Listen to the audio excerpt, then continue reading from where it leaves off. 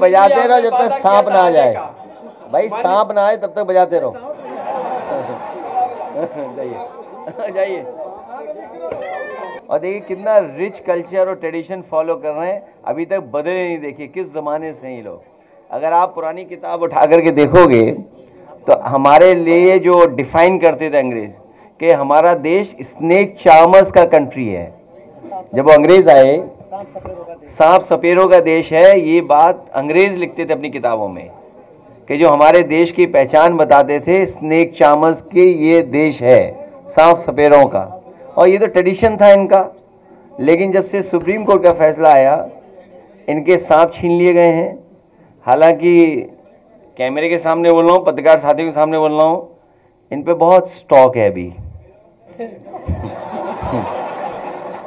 और जरूरत पड़ने पर देखो, एबीपी कौन चैनल में हो पांडे जी? एबीपी में हम सपेरे भाइयों से कहेंगे जरूरत पड़ने पे एक सांप हमें भी दे देना।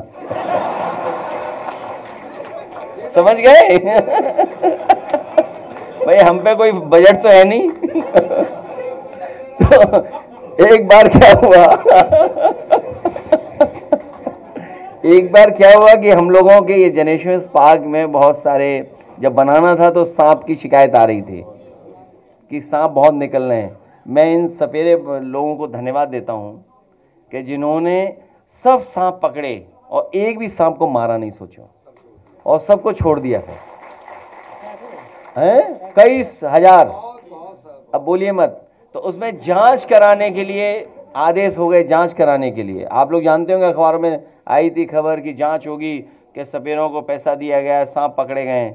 तो मैंने उस दिन स्टेटमेंट दिया था, अगर आपको याद हो, कि ठीक है मैं अपने सपेरों से कहूँगा सब सांप वापस ले आओ, और जिसने जांच करने के लिए कहा उनके घरों में छोड़ाओ। और मैं बधाई देता हूँ एलडीए के अधिकारी, समझे उसका जांच नहीं हो रही है।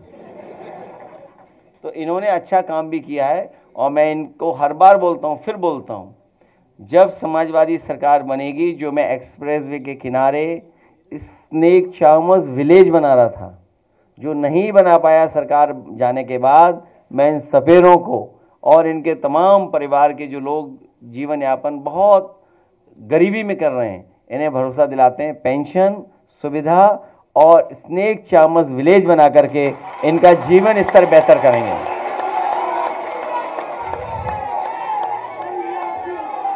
इसलिए बधाई इन लोगों को भी। इनाम बाद में लेके जाना। इनाम की कोई चिंता नहीं, इनाम इसलिए देना जरूरी है। सोचिए बीजेपी वालों ने इनसे भी अन्याय किया, अपमानित किया इन्हें भी।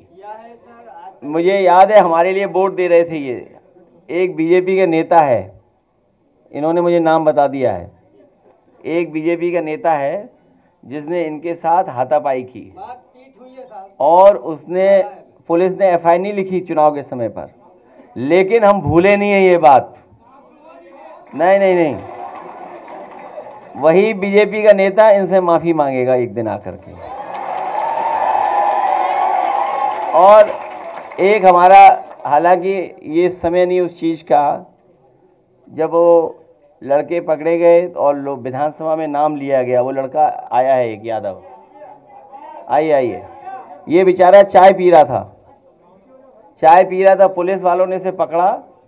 और मुझे पकड़ने की बात नहीं है, पकड़ने में तो जांच होगी तो छूट जाएगा, कोई बात नहीं है। लेकिन जिन अधिकारियों ने अपना रुतबा बनाने के लिए और सरकार की इमेज को ठीक करने के लिए इन्हें थाने में पकड़ा के हाथ जोड़ करके तस्वीर छापी है, मैं इनसे भी कहूँगा उनको मत भूलना, और हम लोग भी नहीं भूलेंगे। क्योंकि नाम तो और भी पढ़े जाने चाहिए थे, नाम और क्यों नहीं पढ़े गए? नाम तो और पढ़े जाने चाहिए थे, केवल 2 ही नाम पढ़े गए, केवल 2 नाम पढ़े गए। याद हो वो कहाँ गया लड़का?